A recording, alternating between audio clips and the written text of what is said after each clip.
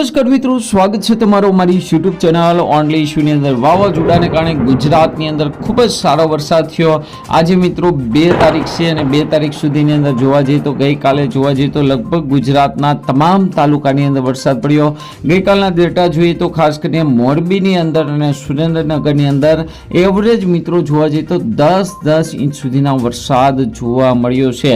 અને આજના દિવસે હવે ધીમે ધીમે આ સિસ્ટમ છે વિખાવાની શરૂઆત કરી દે છે, જેને લઈને જોવા જઈએ તો ગુજરાતની અંદર આજથી જ મિત્રો વરસાદને લઈને મિત્રો રાહત મળશે.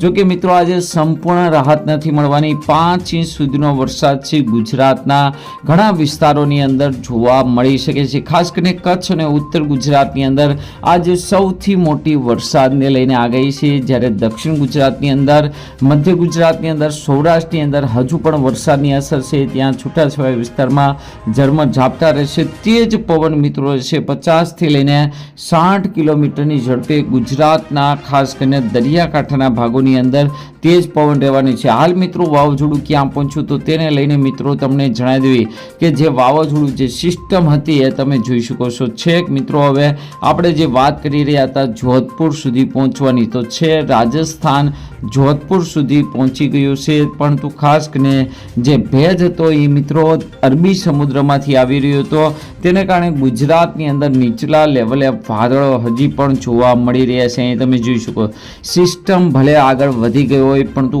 વાદળો છે ખાસ કરીને ગુજરાત સુધી હજી જોવા મળી રહ્યા છે, જેને લઈને ગુજરાતની અંદર આગામી સમયમાં એટલે કે આજના દિવસે હજુ પણ ભારે વરસાદની આગાહી છે. આજના દિવસની વાત કરીએ તો ઘણા વિસ્તારમાં 5 ઇંચ સુધીનો વરસાદ જોવા મળી શકે છે. ગઈકાલે જ આપણે વાત કરી હતી કે એવરેજ 10 ઇંચ સુધીનો વરસાદ છે જોવા મળશે. તો આજે મિત્રો તેની અંદર ઘટાડો કરી અને ખાસ કરીને સિસ્ટમ નબળી પડવાને કારણે 5 ઇંચ સુધીનો વરસાદ છે જોવા મળશે. આ સિવાય વાદળોનો સમૂહ હજુ પણ ગુજરાત ઉપર છે, જેને લઈને ગુજરાતની અંદર હજુ પણ સારા વરસાદની આગાહી છે. તો આજના વિડીયોમાં આપણે મિત્રો એ જ વાત કરવાના છે કે સિસ્ટમ હાલ મિત્રો ક્યાં પહોંચી છે.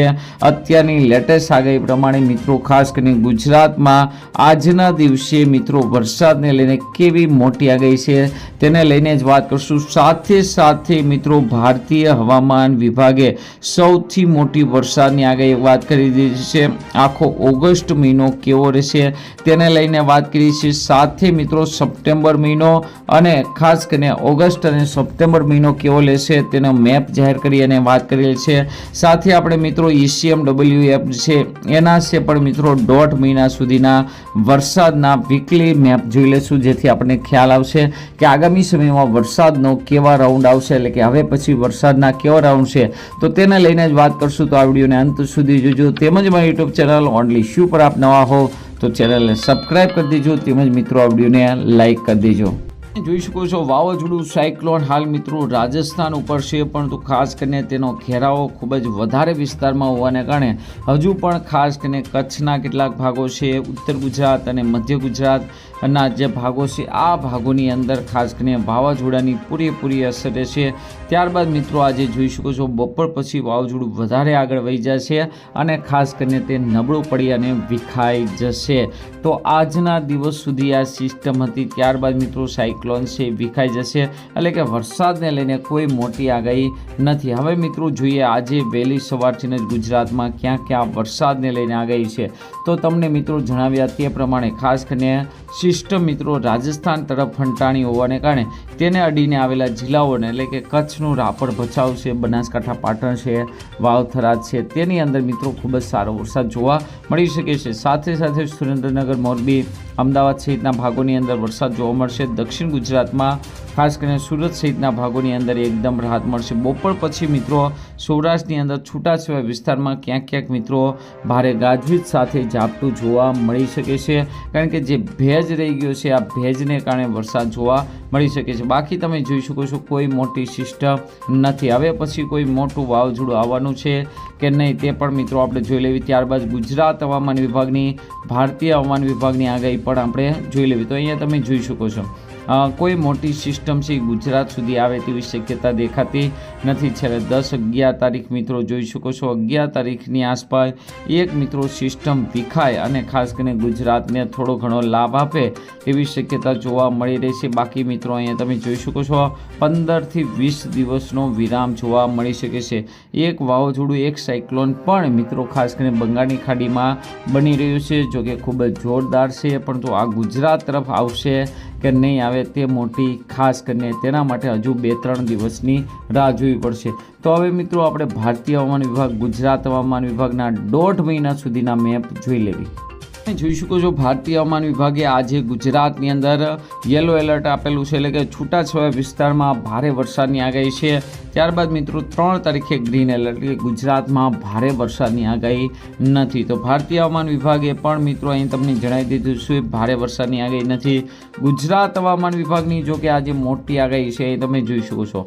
2 તારીખે જ્યાં ઘાટો બ્લુ કલર કરેલો છે તે વિસ્તારમાં સાર્વત્રિક વરસાદ જોવા મળશે, જ્યારે દક્ષિણ ગુજરાતની અંદર અને દરિયાકાંઠાના ભાગોની અંદર હજુ પણ મિત્રો વાદળોનું પ્રમાણ વધારે છે, તો ઝરમર અને ઢગવાળું વાતાવરણ છે જોવા મળી શકે છે. ત્યારબાદ મિત્રો તમે 3 તારીખનો મેપ જોઈ શકો છો, 4 તારીખનો મેપ જોઈ શકો છો. વરસાદને લઈને કોઈ આગાહી નથી.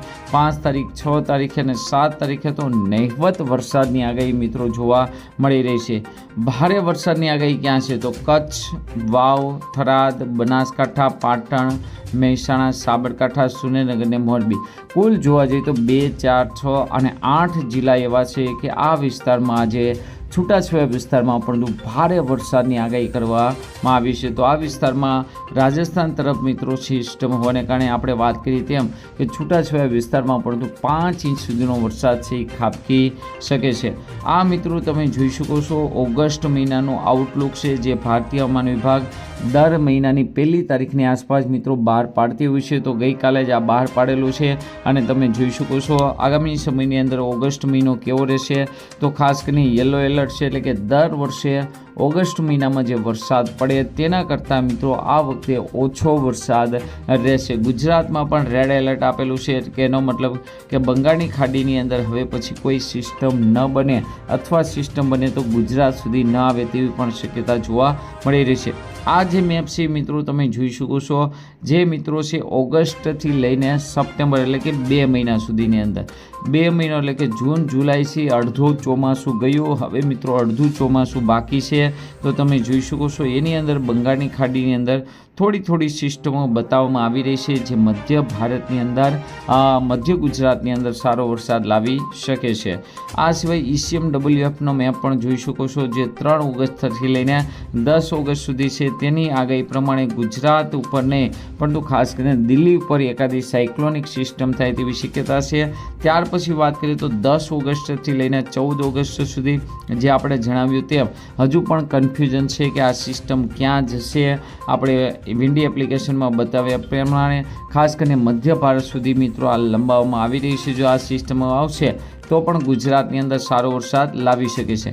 ત્યારબાદ મિત્રો 17 તારીખથી લઈને 24 તારીખ સુધી ખાસ કરીને યુપી, હિમાલય તરફ સિસ્ટમ ફર્સ્ટ થાય તેવી શક્યતા છે. ગુજરાતની અંદર વરસાદની ઘટ જોવા મળશે. ત્યારબાદ 24 તારીખથી લઈને 31 ઓગસ્ટ પણ કાંઈ ગુજરાતની અંદર કોઈ સારા વરસાદના સંકેત દેખાતા નથી. ત્યારબાદ મિત્રો અહીંયા તમે જોઈ શકો છો 31થી લઈને 7 સપ્ટેમ્બર સુધી પણ ગુજરાતની અંદર કે બંગાળની ખાડીની અંદર કોઈ મોટી સિસ્ટમ બને તેવી શક્યતા દેખાતી નથી. તો આવી રીતે તમે જોઈ શકો છો 7 સપ્ટેમ્બરથી લઈને 1.5 મહિના સુધીની આગાહીમાં આગળ મિત્રો કાંઈ મોટી સિસ્ટમ દેખાતી નથી. જોકે ECMW આવી રીતે વારંવાર મેપ આપી અને ડરાવવાની કોશિશ કરે છે, પરંતુ બંગાળની ખાડીની અંદર બની રહેલી સિસ્ટમ મિત્રો આ તમામ અનુમાન ECMWFના ખોટા પાડી રહી છે. તો હવે જોવાનું રહ્યું કે ECMWF સાચું પડે છે કે ખાસ કરીને બંગાળની ખાડી જોર પકડે છે. આજના વિડીયોમાં આટલું જ. અસ્તુ. જય હિન્દ, જય ભારત.